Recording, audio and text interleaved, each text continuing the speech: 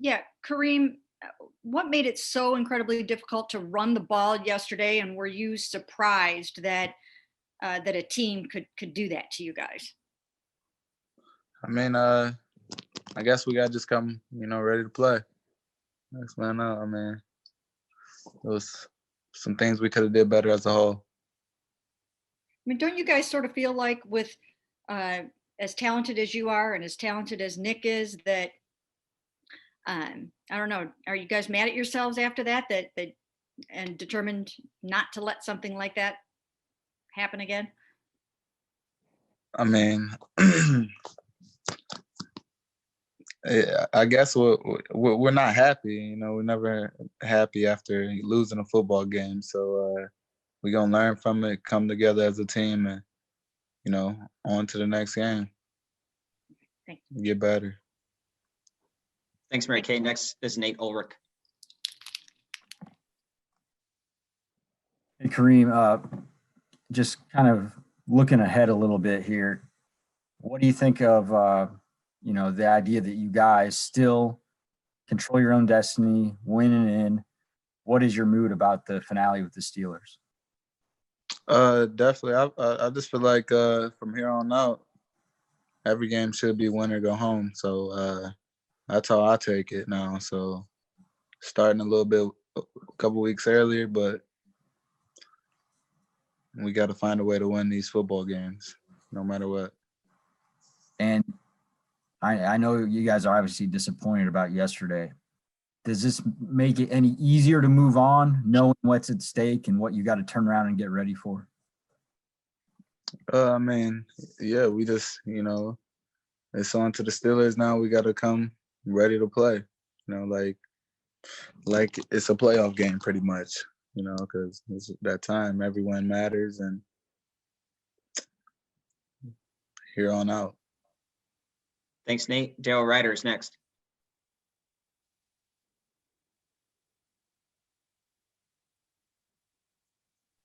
Daryl, we're having trouble hearing you. If you can make sure you're unmuted on your side with your microphone.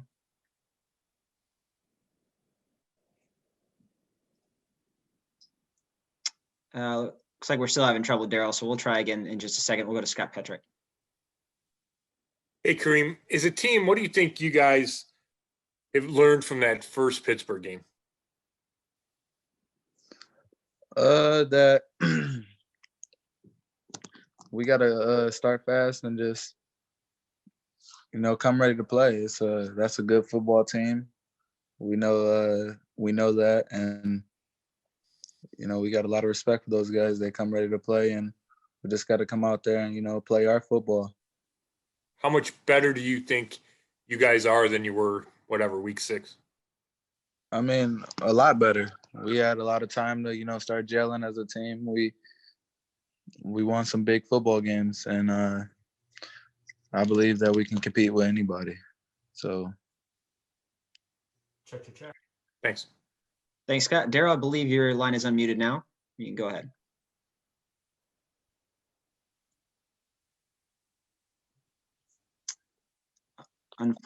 Unfortunately, Daryl, it seems like we were unsuccessful on that try as well. We'll keep working on that. Marla Ridenour, go to you. Yeah, Kareem, I don't want to dwell too much on yesterday, but Coach Stefanski said, we kind of expected you and Nick to be in the backfield a lot together, or maybe even you playing some wide out. He said there really wasn't time and he didn't want to do that to you. Would you have, if he wanted to line you up a receiver, would you have been okay with that? Most definitely. I mean, whatever it takes to, win the football game. And, I feel like I'm a playmaker when I get the ball in my hands. So, whatever it takes. And like I said, I just want to clean up a couple of like on the fumble from Baker, you were right there. What did you see there? The sneak, what did you see there? I mean, I kind of just saw it, slip out a little bit, and, I grabbed it and started pushing. Yeah. We got it. I'm sure you probably wish there'd been a little more running room. Thank you. Thank you. Thank you, Marla. Daryl, do we have you? Check. There we go. I apologize for that. Hey, Kareem, I know history is irrelevant when it comes to Sunday's game, but it is a storyline. You know, Pittsburgh has had a lot of success against the Browns. And I want to ask you, as someone who grew up in Northeast Ohio, and you're obviously aware of, you know, the history here, is that something you're going to talk to your teammates about, just how much this game would mean to Browns fans, not only to get into the playoffs, but to do it against a team that has had a lot of success here against the Browns?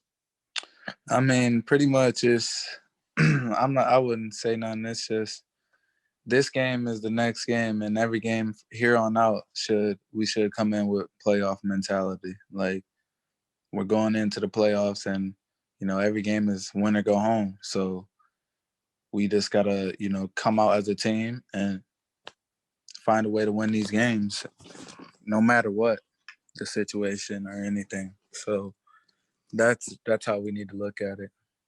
And as a hometown kid, you talked a couple weeks ago about how excited you were to help kind of return the Browns to being a competitive team. Now that you're here at this point, what are your emotions? What are your feelings going into this week? My emotions is you know, get back on track and, you know, get a win. It'll mean a lot, you know, to the city, to this program, to everybody. So that's the goal. And then after that, find a way to get another win. Thanks. Thanks, Daryl. We'll go back to Mary Kay Cabot. Yeah, Kareem, how about Baker was, you know, really kind of saying that I failed this team and this one's on me, and a lot of that kind of talk after the game yesterday. What do you make of him? What are your thoughts on him talking like that after the game, and how do you feel about his ability to bounce back from that? You know, Baker's my brother, and it's definitely, you know, not all on him. And it's a lot of things a lot of people could have done better.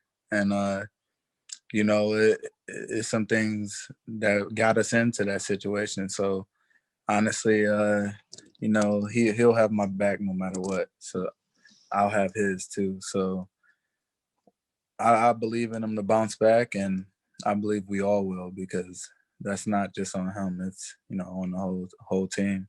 It's on everybody. Thank you. Thanks, Mary Kay. Nate Ulrich is next.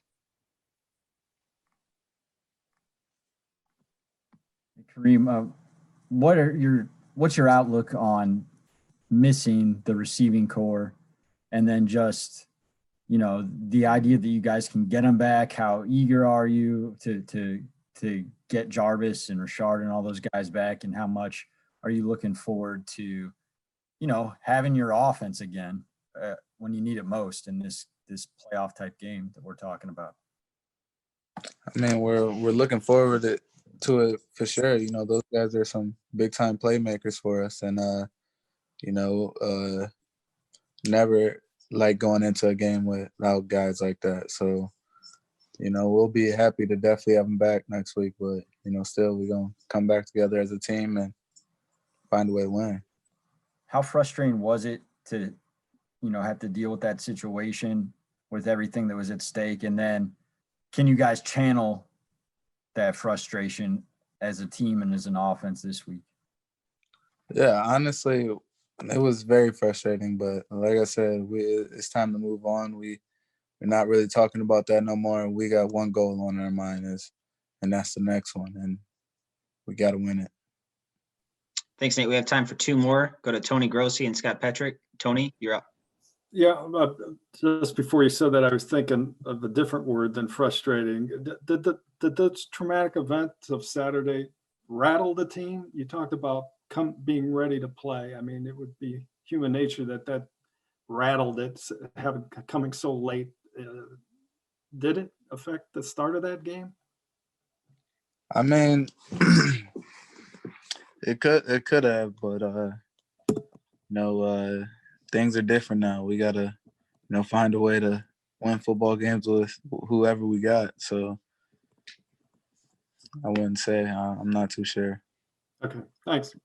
Thanks, Yeah. Tony. Final question to Scott Petrick. Hey, Kareem, you've been so complimentary of Wyatt Teller all year long. Just how much do you think you guys miss him in the run game? You know, we miss him a ton. Wyatt's a, great offensive lineman, tough guy, and he brings it. So we definitely could use, everybody. Coach said he might practice Wednesday, so would that be a boost then? Most definitely, it will definitely get another big piece to our offense back.